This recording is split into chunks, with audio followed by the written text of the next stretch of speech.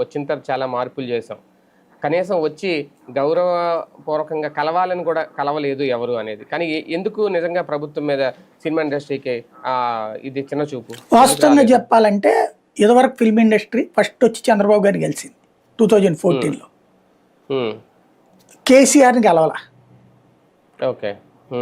అంటే నీకు రాష్ట్రం విడిపోయినా కూడా మీకు చంద్రబాబే సీఎం, నేను ఎదోలాగా కనబడుతున్నానా అని ఆయన కోపం వచ్చింది. మొత్తం అక్కడ ఉన్నటువంటి స్టూడియోలన్నిటికీ నోటీసులు ఇచ్చాడు. మొత్తం మీకు ఇచ్చింది ఏ పర్పస్ కింద, మీరు తీసుకుంది ఏం పర్పస్ కింద అని ఒక్కొక్కళ్ళకి సుస్ అయిపోయింది, వణికిపోయారు. కేసీఆర్ దగ్గరికి పోతే ఏం తమాషా చేస్తున్నారా, ఉండేది మీ ఆస్తులు, మీరు మీ జీవితాలంతా ఎక్కడ వెళ్ళి ఆడేమో సాష్టాంగ పడొస్తారా, మేము పనికిరామా అన్నటువంటి కోపం. అప్పుడు వీళ్ళకి భయం వేసింది, ఎందుకు వచ్చిన గొడవ, తెలంగాణ సీఎం మనదంతా ఇక్కడే ఉండేది కదా అనేటటువంటి. సరే ఆ టర్మ్ అయిపోయింది.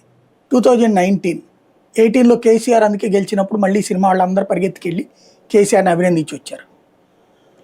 అంతవరకు బాగానే ఉంది. అంతకుముందు చేసిన తప్పుని సరి చేసుకున్నారు. రెండోసారి ఎవరిని వదిలేశారు? ఆంధ్ర సీఎం జగన్ వదిలేశారు, పట్టించుకోవాలి. దాంతో జగన్ ఏం చేశాడు, ఓహో మీకు మేము ఆనమా, మీకు వచ్చే ఆదాయంలో 70% ఆంధ్ర నుంచినే, నేను సీఎంగా గుర్తుకురానా అనిపించింది. టిక్కెట్లకు ఒక చిన్న జర్క్ ఇచ్చాడు. ఎంత